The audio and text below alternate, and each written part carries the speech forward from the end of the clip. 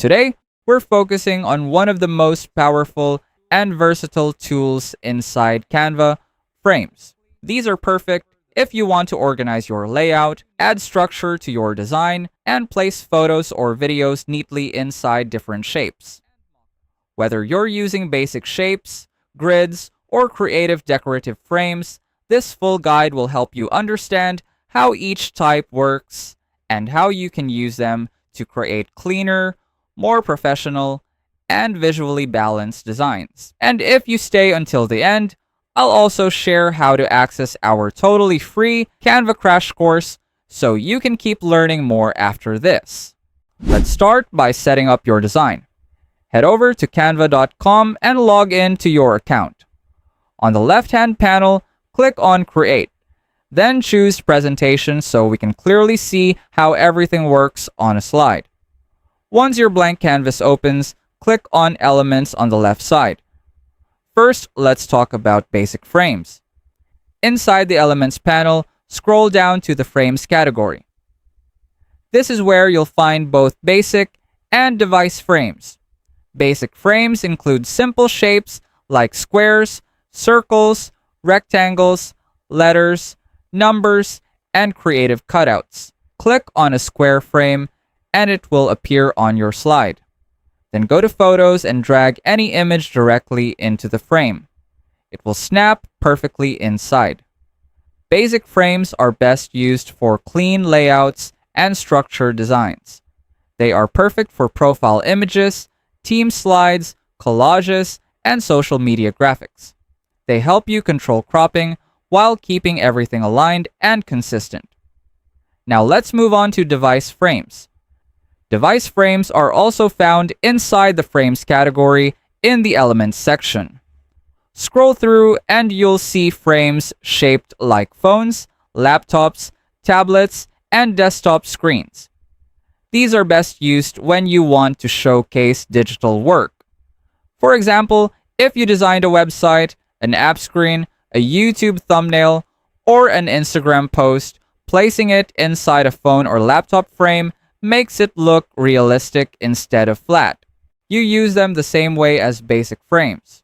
Drag your image or design into the screen area and it will automatically fit inside. Now let's talk about mockups. Mockups are not inside the frames category. They have their own separate mockups category in the Elements panel. Click on Mockups and you'll find ready-made product scenes like book covers, packaging, t-shirts, business cards, and more. These are designed to make your work look like it exists in the real world. Mockups are best used for branding presentations, product previews, and portfolio slides. If you created a logo, book cover, or merchandise design, placing it inside a mockup helps your audience visualize the final product clearly. To use any of these, simply click or drag them onto your canvas. Insert your image or design, resize as needed, and adjust positioning using the top toolbar. And that's it. You now understand the difference between basic frames, device frames, and mockups, where to find them inside the Elements section, and what each one is best used for. Once you start choosing the right type for the right purpose, your designs will instantly look more professional and intentional. Now let's move on to the next one. Head over to canva.com and log into your account. On the left-hand panel, click on Create, then choose Presentation so we have a clean workspace to demonstrate everything clearly. Once your blank canvas opens, go to the left side panel and click on Elements. Scroll down until you see the Frames category. Let's continue with film frames. Right at the bottom of the basic frames, you'll see photo and film frames. These frames look like old camera negatives or vintage photo strips, and they instantly give your design a nostalgic storytelling vibe. Click on one and place it on your canvas. To use it, simply drag multiple photos from the Uploads tab directly into each section of the film frame. The images will automatically snap into place. If you want to adjust the crop, double-click the image and reposition it until you're satisfied. Film frames are great for travel memories, photo collages, recap slides, or any design where you want to show multiple images in a sequence. They look best when your photos have similar color tones, so everything feels cohesive instead of random. Now let's move on to paper frames, which you'll find right below the device frames. These frames look like printed photos, scrapbook cutouts, or ripped paper edges, which makes your design feel more personal and handcrafted. Click on one and drag your image inside just like before. Some paper frames already include shadow effects, which automatically add depth and make your layout look layered without extra work. You can slightly rotate the frame to create a casual, organic arrangement, and you can layer multiple paper frames on top of each other using the position tool at the top toolbar. This style works especially well for mood boards, Instagram posts, product highlights, or personal branding content because it feels warm and relatable. Now let's talk about blob frames. These are irregular, abstract-shaped frames that give your design a modern and artistic look. When you insert an image into a blob frame, it instantly looks more dynamic compared to a basic square or rectangle. Click on a blob frame, drag your image inside, and resize or rotate it to fit your layout. Because the shape is not perfectly symmetrical, it naturally creates movement and visual interest. Blob frames are perfect for creative portfolios, website banners, presentations, or minimal designs that still need a strong focal point. They look especially good when paired with soft backgrounds or clean typography. You now understand how to use film frames, paper frames, and blob frames inside Canva as a beginner. Once you start choosing frame styles intentionally based on the mood you want to create, your designs will immediately look more polished and creative instead of basic and flat. If you want to continue mastering Canva step by step, check out the next tutorial and let's keep improving your design skills. Now let's move on to the next one. Head over to canva.com and log in to your account. On the left-hand panel, click on Create and choose Presentation so we have enough space to clearly see the effect. Once your blank canvas opens, go to the left side panel and click on Elements. Then select the Frames category found here at the lower part of the Elements panel. Scroll down until you see letter frames right below retro frames. Here's the big difference. These are not regular text fonts. They are frames shaped like letters and numbers, which means you can drag photos or videos directly inside them. Click on a letter frame, for example the letter A, and place it on your slide.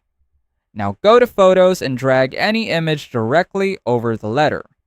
Once you hover over it, the image will snap perfectly inside the shape of the letter. Release your mouse and it's automatically masked into that form.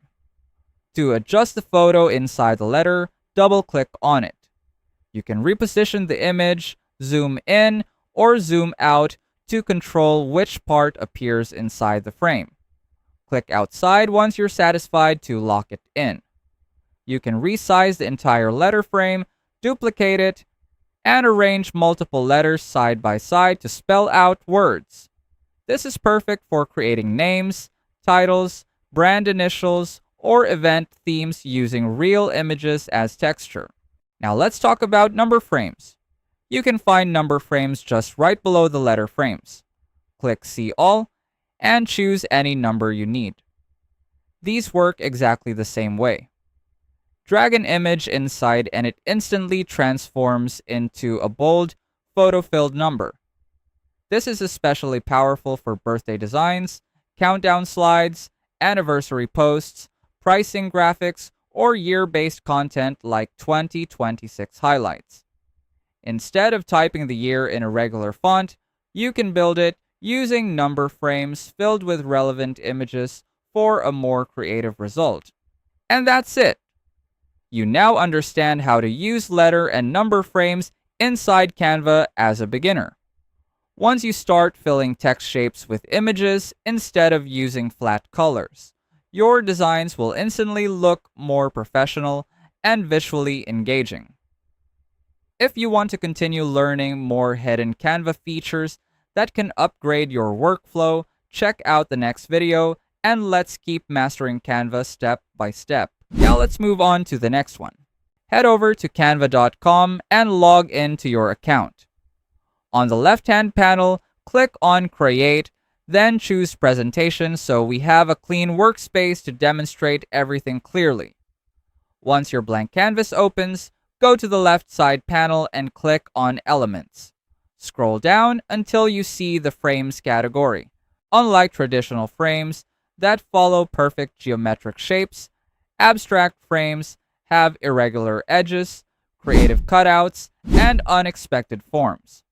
Some look like paint strokes, others look like torn shapes, liquid splashes, or artistic silhouettes.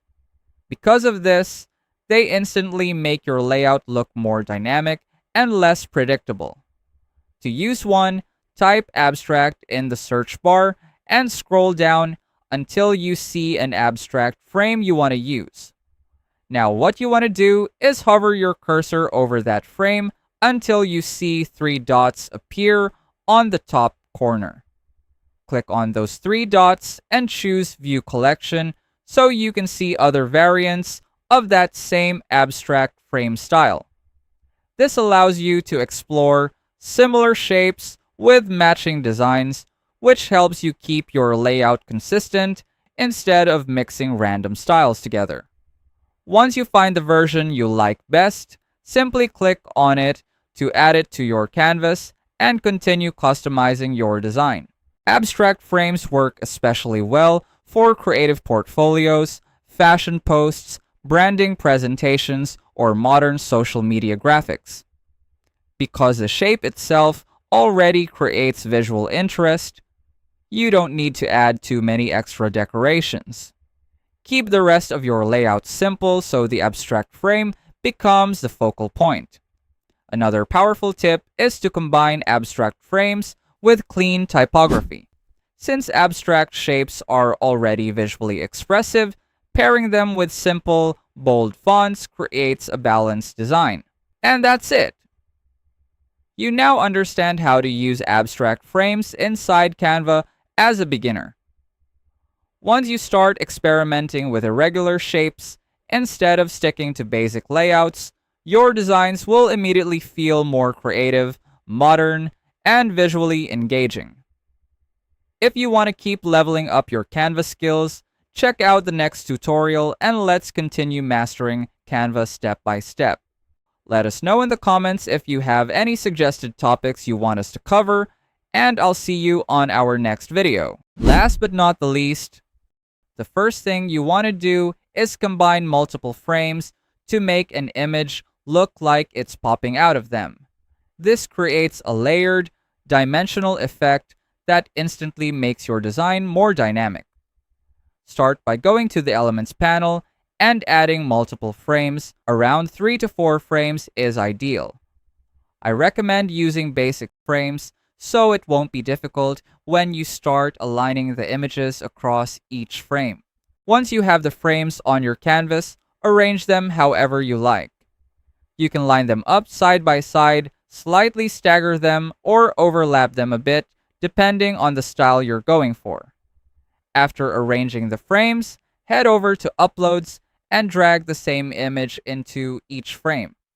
Make sure every frame contains the same photo, then add that same image onto your canvas one more time, but this time do not place it inside a frame. Place it on the side for now because we'll use that later to create the pop-out effect. Now double-click on each frame one by one and carefully adjust the image inside while keeping everything aligned. The goal here is to make the photo look continuous across all frames, as if it's one large image that has been divided into sections. take your time repositioning the image inside each frame so the subject lines up properly from one frame to the next. Once you're done aligning everything, drag the extra image we set aside earlier and position it on top of the frames. Now crop the edges of this top image carefully so it appears as if the subject is coming out from inside the frames. Focus on cropping the lower or side portions only, and make sure you don't crop the upper part of the subject too much. Keeping the top portion intact helps maintain the illusion and prevents the design from looking messy or cut off. If you find this video helpful so far, please consider subscribing to help YouTube algorithm show my video to other people who want to learn Canva in the easiest way. And as promised, if you want to access our totally free Canva crash course, just check out the pinned comment down below. And that's it. You've just created a professional pop-out image manipulation effect using only frames and simple cropping. With proper alignment and clean cropping, this technique can instantly make your designs look more advanced and eye-catching without using complicated tools. Let us know in the comments if you have any suggested topics you want us to cover, and I'll see you on our next video.